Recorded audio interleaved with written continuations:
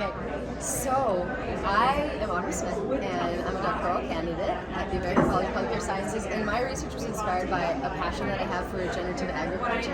and a desire to demonstrate that there is a benefit even beyond just for the environment, and that it also benefits human health. So I got to be a small part of a very large project headed by the Bionutrient Institute and Dan Kittredge and then Stefan van Vliet, and we're looking at over 100 different farms all across the world, and then measuring soil and forage and manure and ribeye samples and trying to delineate, are there human health differences or nutritional differences in beef from the various production systems. Some things we've found so far is that there's elevated levels of omega-3 fatty acids in beef from regenerative and grass-fed systems, an 8-to-1 in grain-fed and about a 2-to-1 in grass-fed. And I think that the fatty acid component has huge implications for human health in potentially reducing inflammation. And next, their research will look at what happens when you take grain-fed beef, grass-fed beef, and even plant-based burgers, and people consume them,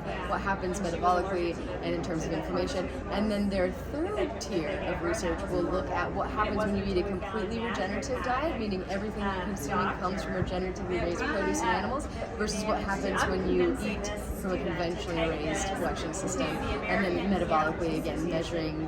what happens in the body. So I'm really, really excited to be a part of the research, and I hope you find it fascinating too.